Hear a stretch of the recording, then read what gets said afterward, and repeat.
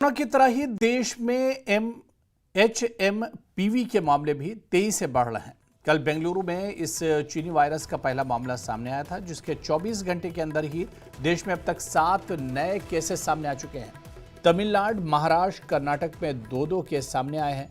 वहीं गुजरात के अहमदाबाद में भी HMPV वायरस का एक मरीज मिला है।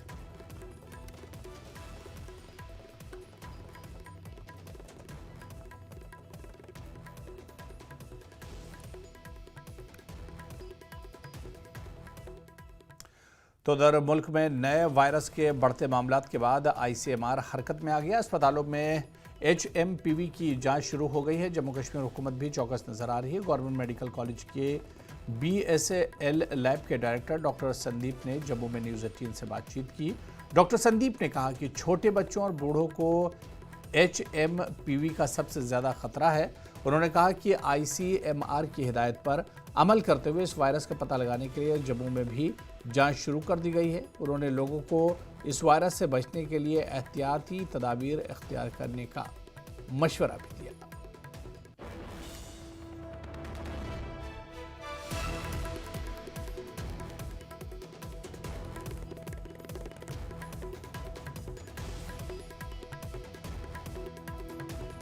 HMPV वायरस के केसेस ने भारत में दस्तक दे दी है। बेंगलुरु में 2 केसेस जो हैं वो डिटेक्ट हुए हैं।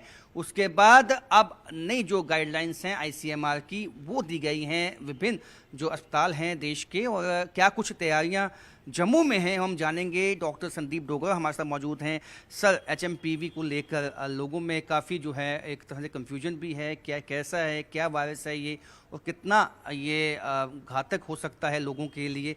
सबसे पहले ये बताएं कि जम्मू में हमारी किस तरह की तैयारियां हैं। देखिए, अगर हम वायरस की बात करें तो ये एक रेस्पिरेटरी वायरस है जो अमूमन इस मौसम में फ्लू जैसे जो इन्फेक्शंस होते हैं उनको कॉज करता है। नया नहीं है, मैं बिल्कुल ये आपको क्लियर करना चाहूँगा कि पहले हम इसके बारे में जानते हैं। पहले भी ये टेस्ट में पॉजिटिव आता रहता है और इसी मौसम में आता है, और अकेले नहीं आता, इसके साथ और भी बड़े सारे वायरसेस हैं जो सारे के सारे इस तरह की क्लिनिकल पिक्चर कॉज करते हैं। ये मौसम सर्दी में वायरसेस के लिए अच्छा रहता है, इसलिए वो जल्दी इसमें फैलते हैं और अपना जो उनका जो इन्फेक्शन कॉज करते हैं। बात करेंगे अगर कि हम अभी क्यों इसके बारे में बात कर रहे हैं, तो वो इसके लिए मैं आपको पीछे ले जाना चाहूँगा कि कोविड में जो हमने सीखा, आज उसका जो रिस्पांस है वो आप वाकई फर्स्ट मतलब उसको देख रहे हैं कि कितने फास्ट रिस्पांस जो है वो हम जो एक्चुअली हो रहा है इस समय। तो कैपेसिटी की बात करें तो एक बहुत ही रोबस्ट सर्विलेंस मैकेनिज्म इस समय इंडिया में चल रहा है इस तरह के वायरसेस को पहले ही पकड़ने के लिए कि वो कल को कोई बड़ी दिक्कत ना करें। जो केसेस पॉजिटिव आ रहे हैं ये उसी सर्विलेंस मैकेनिज्म का रिजल्ट है, और सर्विलेंस मैकेनिज्म में हम इसकी टेस्टिंग जो होती है, जब तक आप किसी को ढूंढोगे नहीं आपको वो चीज़ मिलेगी नहीं। अब हम एक्टिवली इस वायरस को ढूंढ रहे हैं क्योंकि हमने देखा कि चाइना में इसके जो ट्रेंड्स थे वो एक छोटे से पीरियड में काफ़ी जल्दी उसका प्रोग्रेशन देखा गया, और उसी से लीड लेते हुए और पिछली सीख को याद रखते हुए हमारे कंट्री में भी अब इसकी डायग्नोस्टिक टेस्टिंग जो है वो एनहांस की जा रही है।